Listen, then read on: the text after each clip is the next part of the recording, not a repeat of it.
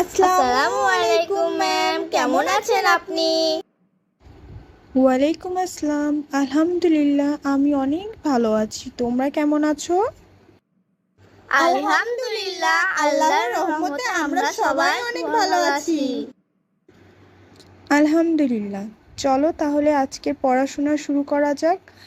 আমি প্রথমে একটা বিষয়ে তোমাদের পড়ে শোনাবো, তোমরা মনোযোগ সহকারে আমার পড়াটা শুনবে। আমার পড়া শেষ হলে আমি সেখান থেকে তোমাদের কিছু প্রশ্ন করব এবং তোমরা উত্তর দিবে।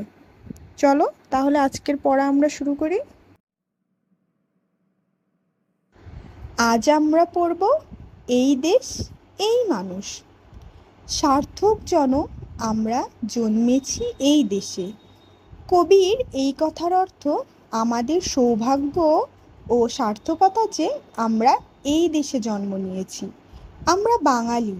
বাংলাদেশে প্রায় সব লোক বাংলা ভাষায় কথা বলে, তবে আমাদের দেশে যেমন রয়েছে প্রাকৃতিক বৈচিত্র্য, তেমনই রয়েছে মানুষ ও ভাষার বৈচিত্র্য।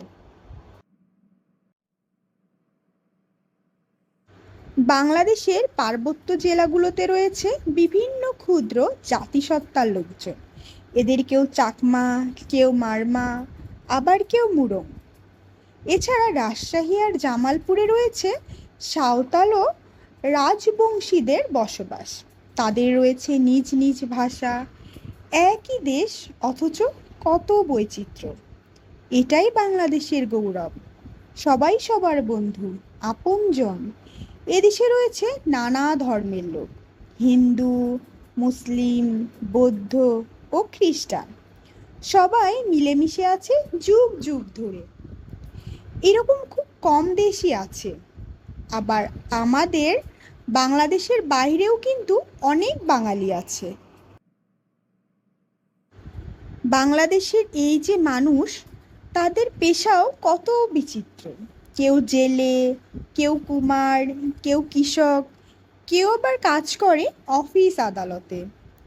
সবাই আমরা পরস্পরের বন্ধু।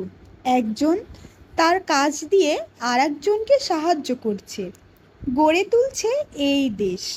ভাবো তো কৃষকের কথা, তারা কাজ না করলে আমাদের খাদ্য জোগাতো কে? সবাইকে তাই আমাদের শ্রদ্ধা করতে হবে, ভালোবাসতে হবে। সবাই আমাদের আপনজন।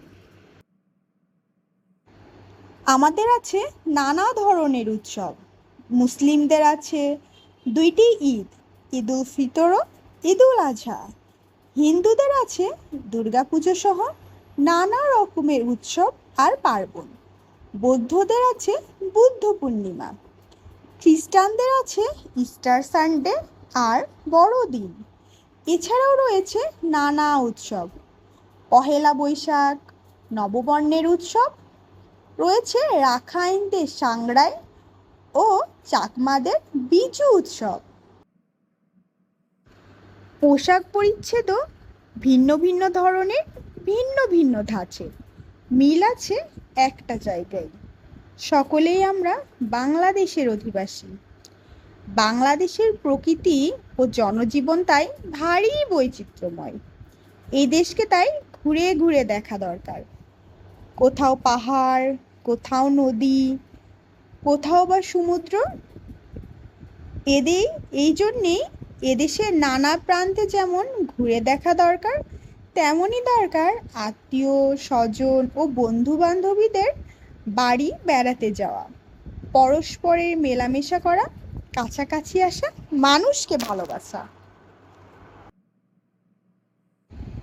দেশ মানে এর মানুষ, নদী, আকাশ, প্রান্তর, পাহাড়, সমুদ্র, এই সব। দেশ হলো জননীর মতো। জননী যেমন স্নেহ, মমতা ও ভালোবাসা দিয়ে আমাদের আগলে রাখেন, দেশও তেমনই তার আলো, বাতাস ও সম্পদ দিয়ে আমাদের বাঁচিয়ে রেখেছে। এদেশকে আমরা অনেক ভালোবাসবো। তোমরা কি সবাই আমার পড়া বুঝতে পেরেছো? জি ম্যাম, আমরা আপনার পড়া বুঝতে পেরেছি। ঠিক আছে, তাহলে এবার আমি তোমাদের সবাইকে একে একে প্রশ্ন জিজ্ঞাসা করব। স্নিগ্ধা, তুমি বলো, সার্থক জনম আমরা জন্মেছি এই দেশে, কবি এই কথাটি কেন বলেছেন? কবি এই কথাটি বলেছেন কারণ আমাদের সৌভাগ্য ও সার্থকতা যে আমরা এই দেশে জন্মেছি, আমরা বাঙালি। মারুফ, এইবার তুমি বলো যে বাংলাদেশে বাঙালি ছাড়াও আরও কারা বাস করে? বাংলাদেশে বাঙালি ছাড়াও পার্বত্য জেলাগুলোতে রয়েছে বিভিন্ন ক্ষুদ্র জাতিসত্তার লোকজন, যেমন চাকমা, মারমা, মুরং। আবার রয়েছে সাঁওতাল ও রাজবংশীদের বসবাস। স্নেহা, এইবার তুমি বলো যে সাঁওতাল ও রাজবংশীরা বাংলাদেশের কোন অঞ্চলে বসবাস করে? সাঁওতাল ও রাজবংশীরা বাংলাদেশের রাজশাহী এবং জামালপুরে বসবাস করে। বাংলাদেশে কোন কোন ধর্মের মানুষজন বসবাস করে বলো তো দেখি মেহেক।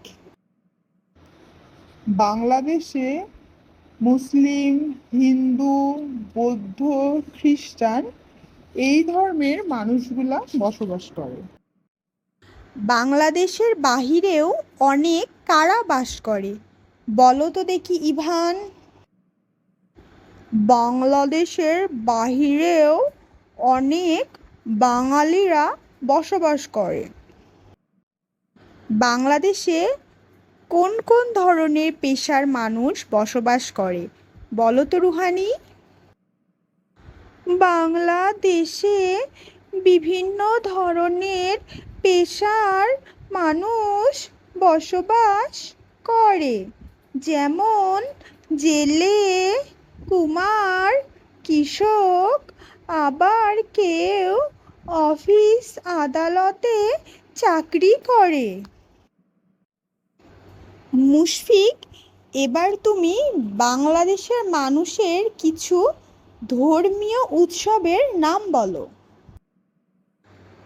ধর্মীয় উৎসবের নাম যেমন মুসলিমদের রয়েছে দুইটি ঈদ, ঈদুল ফিতর ও ঈদুল আজহা। হিন্দুদের দুর্গাপুজো সহ আরও অনেক পার্বণ। বৌদ্ধদের আছে বুদ্ধ পূর্ণিমা এবং খ্রিস্টানদের আছে ইস্টার সানডে আর বড়দিন। ওয়াহিদ, এইবার তুমি বলো যে দেশকে আমাদের কেন ভালোবাসতে হবে? দেশ হলো জননীর মতো। জননী যেমন স্নেহ, মমতা ও ভালোবাসা দিয়ে আমাদের আগলে রাখেন, দেশও তেমন তার আলো, বাতাস ও সম্পদ দিয়ে আমাদের বাঁচিয়ে রেখেছেন। সেই জন্যেই আমাদের দেশকে ভালোবাসতে হবে। মাশাআল্লাহ, তোমরা সবাই অনেক ভালো উত্তর দিতে পেরেছো। আর এই গল্পটা পড়ে আমরা কি বুঝলাম? আমরা বুঝলাম যে এদেশ কেমন, এদেশের মানুষেরা কেমন, তারা কে কোন ধর্মের, তারা কে কোন পেশায় নিয়োজিত আছে, আর বাঙালি ছাড়াও এদেশে আরও কারা কারা বসবাস করে। আর সব থেকে বড় কথা আমরা কি বুঝলাম? আমরা বুঝলাম যে আমাদের এই দেশকে অনেক বেশি ভালোবাসতে হবে। আজকে তাহলে এই পর্যন্তই। কালকে আবার দেখা হবে। তোমরা ভালো থাকবে, সুস্থ থাকবে। আল্লাহ হাফেজ।